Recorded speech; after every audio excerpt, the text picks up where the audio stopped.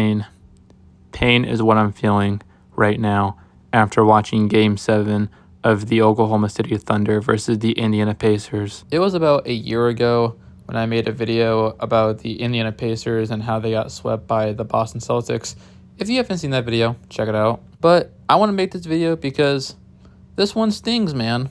This one stings. Yeah, I can speak for all of us when I say, us as Pacers fans, it hurts our hearts, but it doesn't hurt our hearts as much as Halliburton's Achilles. For those who don't follow the sports or NBA, the Oklahoma City Thunder beat the Indiana Pacers in Game 7 of the NBA Finals, where honestly it was a complete disaster class.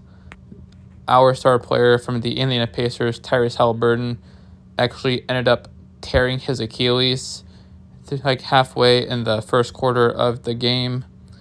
And the first and second quarters looked like it was going to be a close game, but then after, I'd say halfway into the third quarter, that was where things went downhill. Yeah, and needless to say, last night kind of put me on suicide watch.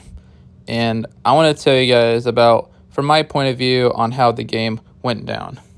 First, I want to say, as a whole, this game honestly could have went worse. To start out with the positives, probably our highest scoring player and someone who actually had a double-double, probably the only double-double on the team, was Benedict Mathurin.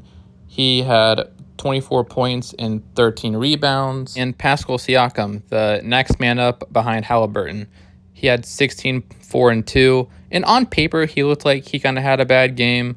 But honestly, if you watched the game, I think he was better than what his stats said. And I don't want to give Siakam too much shit because I actually like the guy too. Also, another bright spot, TJ McConnell. He's a 6'1" white guy, and he was our motor. He is this team's heart, and he has proved it all playoff long. When Halliburton was sitting on the bench, he was our motor. And now the negatives of Game 7. Man, where can I really start with this one?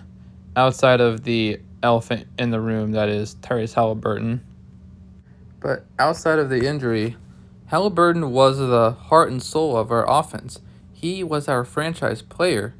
And of course, like at literally the worst time possible, he ends up getting injured. He only played for 7 minutes in the whole time he was out there, which was 9 minutes. So, like, the fact that he scored more points than he played in minutes in, like, the whole game is really telling that there were signs on the wall saying that he was about to have a big game. Or, let's say, even if he didn't have a big game, he still played at least average for him. Like, I am convinced if he never got hurt and he at least played a decent game, Pacers would have won. That's, in my opinion, the sad fact. And let me just address something. And I know that there is going to be that one guy in the section saying, "Oh, you are only making this video because you are such a meat writing fan and blah, blah, blah. You're a band hopper and blah, blah, blah." Let me just address something. I'm from Indiana, bro. And I've been following this team for a hot minute.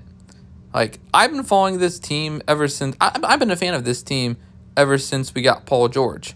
I've been a fan of this team when we got Victor Oladipo. I've been a fan of this team when Oladipo got hurt and we were in the trenches. I've been a fan of this team before we got Halliburton. That's how loyal I was and still am. Anyway, I just want to clear that up. But anyway, another player I want to talk about who really disappointed me.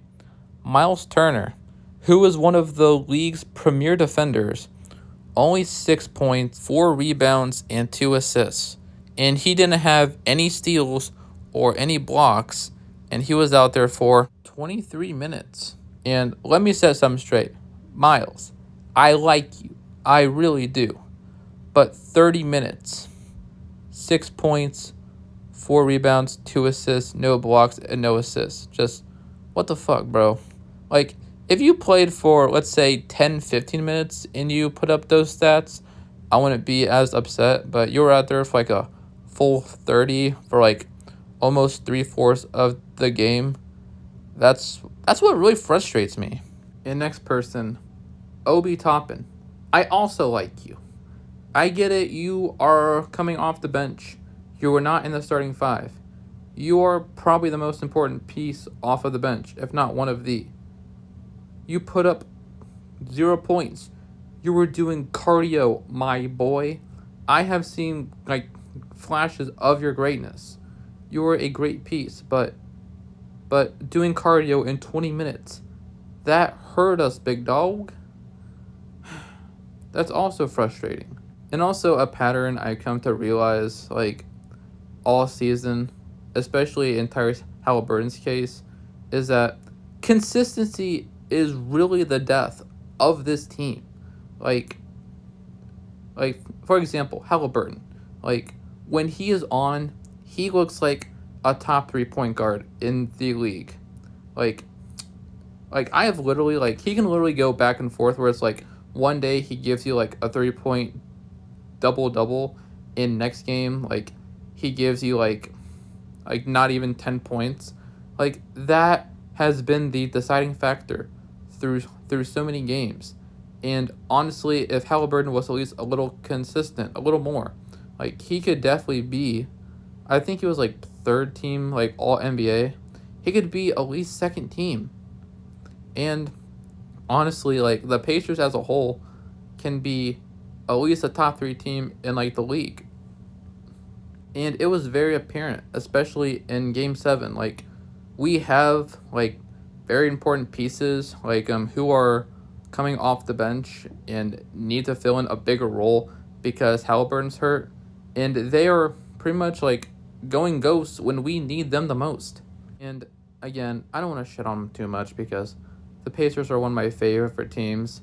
And plus, for some guys like Halliburton, Miles Turner, I think Obi Toppin, this is their first finals, especially Game 7. And also another thing, which I'm going to steer a little bit off topic for this part, is the officiating. For example, Scott Foster in Game 5. That game was completely rigged. If you look up Shea's push-off in Game 5, that was not called an offensive foul when it clearly was. And look, we can sit here all night and day just talking about the reffing and if it was actually rigged, but we don't want to blame the refs, really. That's just, in my eyes, just taking cowards way out. Has it been perfect? No, obviously not. For example, there was a lot of jersey tugging coming from Oklahoma City side. I feel that should have been called. But honestly, I kind of want to end this video on a positive note. The Pacers did significantly better than I thought they were going to do. When we faced off against the Bucks in the first round, I was really worried that honestly the Bucks would have our number and somehow pull off the upset. But yet, however, Dame got hurt, and that definitely played a role.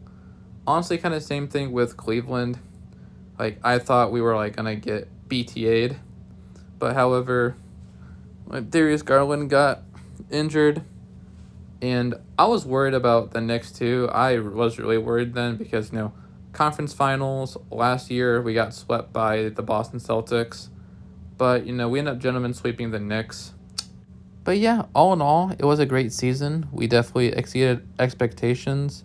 Hopefully Tyrese Halliburton can be healthy for next year because I heard he might be out for all of next season.